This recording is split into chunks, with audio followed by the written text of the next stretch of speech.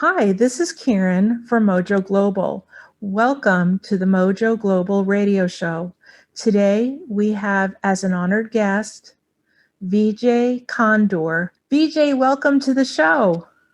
Hey, Kieran, thank you so much for having me here. It's definitely a blessing and a pleasure to be on Mojo Global radio show. Thank you so much, Vijay. Now, could you tell our listeners a brief description of your organization? Thank you, Kieran, again. Our mission, I would start with our mission. Our mission is no one should face the fight alone. And to end isolation for the cancer patient from the time they hear these three words that none of us would like to hear. You have cancer. These are some of the dreadful words that no one wants to hear. And we would love to be there from an information standpoint, connection standpoint, and, treatment advice that we want to do. And most of our work really is focused in underserved communities, underserved countries where the accessibility is not there. And we are truly a patient-centric organization. We have our mission on the ground in 70 plus countries. Yes, I'm glad you mentioned that because although you are a US based nonprofit, on your board of directors, and if someone goes to your website, which I hope they will see you represent many cultures. And I know you guys just came back from a trip to Nigeria. Could you talk a little bit about that?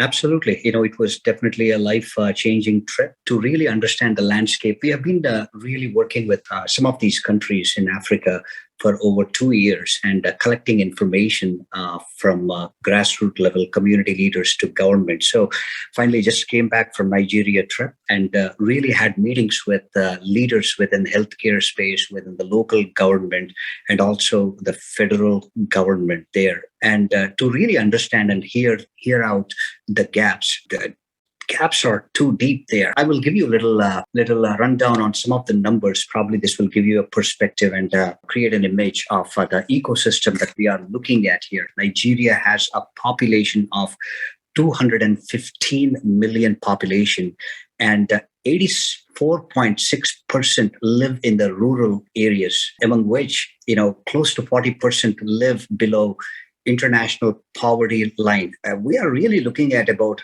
close to 100 million people living below and making less than $1.90 per person a day. And close to 20% of the households have at least one adult member missing a day of food in 30 days. The average income for the lower class, middle class is about $40 per month. And the cancer treatment costs are on an average about $12,800. That's somewhere ranging from $5,500 to $20,000, depending on the stage of cancer. So even getting the mammogram screening costs $70 per visit. Per person. So a person who is making less than $1, a day, it's very hard for them to really put the travel costs and put $10,000 to. So a lot of people, when they hear cancer, they say that, and these were the exact words of one of that had cancer. She said, Vijay, when I hear that I have cancer, I already know that it's a death sentence and we can't do anything other than dying quietly. Again, this is so sad. I think, healthcare is a basic human right. And what we enjoy in this part of the world, I think in the other part of the world, people do have the right to enjoy the same standard of care. And that's our mission, really, to bring that kind of a comprehensive care, not just to the cancer in the cancer space, but overall in the healthcare space to help them. And again, Kiran, you would be surprised to even hear this. And a lot of people really don't have a clue. And I didn't have a clue about how many oncologists were there. There are close to 70 oncologists for 215 million population. Most of these oncologists are working in the urban areas, in the cities, and there are probably very less surgical oncologists. I would even say it might be less than 25 or even 20, surgical oncologists. And some of the areas, rural areas, you have one mammogram per 10 million people. That means you would also draw the numbers with the ratios, percentages, if you look at one oncologist per probably 7 to 8 million population. This is something that really broke my heart when I was talking to the healthcare professionals there. 90% of breast cancer cases are diagnosed at advanced stages because people don't go to hospital because they don't have resources. It's very far away. They got to take a day off from their work, which they cannot afford to because most of them are in that poverty line below that minimum income line and they can't afford. So they don't go. So by the time things get worse and by the time that they get diagnosed, it's already in their third or fourth stage and they give up. They give up on life because treatment is unaffordable for any average, woman, especially in the underserved countries. And we want to change that narrative because we together have that power to change that narrative. Together we can be more, we can serve more, we can impact more, and we can do more when we come together. I've had the opportunity to speak with you on more than one occasion. And I was thinking as you were speaking, your passion is so strong for this. And I really love for you to share what you feel. You feel this is a calling on your life. And you personally have not experienced cancer. You've had some good friends, though. So could you talk about why you're spending your time doing this? Absolutely, Kiran. I think that's a good question. Everything has its genesis. Everything has its call, a desire, a purpose, a calling.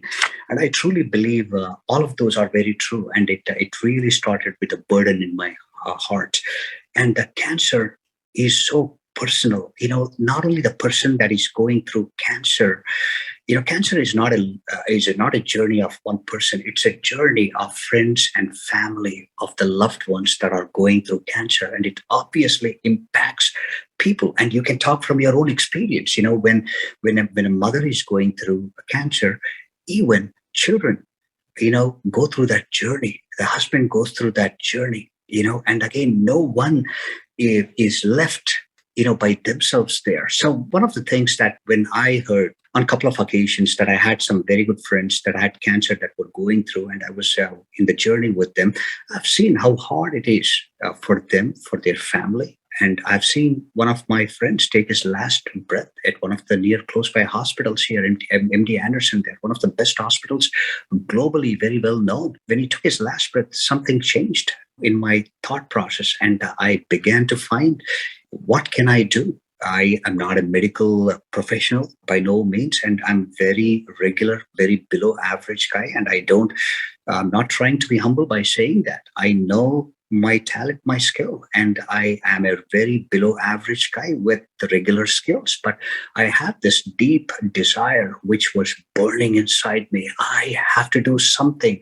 I can do something. And I was chasing the thought. The thought became, the burden became desire. The desire became a strong passion for me. And one of the things at that point, I was working as a recruiter, putting people in their, butts in the seats is what we call, finding the right people for the right talent, for the right role. So one of the things that I did was I was able to connect people on LinkedIn and share my passion globally. And after a few years, we launched our mission in over 70 countries. And right now, this year, all focus we are doing in Africa, where we would like to increase the screening capacity and improve diagnostic and treatment capabilities. Right now in Nigeria, we are planning on building a first breast cancer center there, that would help people deploy technology for detection, treatment, and clinical trials. That's something that we are looking at, and training the healthcare workforce to provide appropriate breast cancer and cervical cancer treatment across the continuum of care. These are some of the things we are looking at launching mobile clinics, because when people cannot come from faraway rural places where the hospitals are in the major urban places, we got to go to people. That's what we are commissioned. That's what we are called. I believe in my heart that to go to people and serve them in their dire need, in their desperate need. And I believe we are doing that. And anyone who would like to support us, who would like to be part of this journey, I would absolutely say, become part of the vision. Let the vision grow on you. Once you understand what we are doing, what kind of impact, where we are making, and how does that tangible impact would feel like, would look like, then you yourself would know, regardless what spectrum of work you do, you would be able to become part of the solution. You will have an opportunity. And there are plenty of opportunities out there, Kieran, for any users that are attentively listening to me, becoming part of something bigger than yourself. If you're looking at a mission like that, absolutely, I would encourage to check us out. And I'll be more than happy to talk to any user, anybody that would like to learn, that would like to become a part of this, from a technology standpoint, from a healthcare standpoint, from a volunteer standpoint. We need all of those people. We need every single one that have a heart to serve. And that's how I define people that are leaders who have heart to serve. And if when you hear this, and if you feel that urge, that desire in your heart, that you would want to become part of something like this and you want to serve, that's the kind of leaders we look for. That's the kind of people that we look for that can change the world. What can I say after that, Vijay? You speak from your heart, and I thank you so much for it. Would they go to your website, or would they email you or call you, or what's the best way to get a hold of you? Anything should be good. I would say they can go to our website. Our website is fightcancerglobal.org, fightcancerglobal.org, or they can even email me. It's Vijay at fightcancerglobal.org. Or they can even call me. I'm always accessible. My number is 713-301-6444. That's my direct line, 713-301-6444. They can text me. I will make sure that I will respond back within 24 hours. And that's my mobile number, direct mobile number. Texting would be great. And I will call people who would like to learn, who would like to be more, who would like to serve more, and want to make that impact and want to become part of a solution. Thank you so much. We appreciate that you were on the show today. I'm very grateful, Kieran, for having me. And thank you so much for your time. Oh, you're welcome. And to our audience, we always appreciate you, and we look forward to bringing you the next Mojo Global Radio Show. Bye-bye.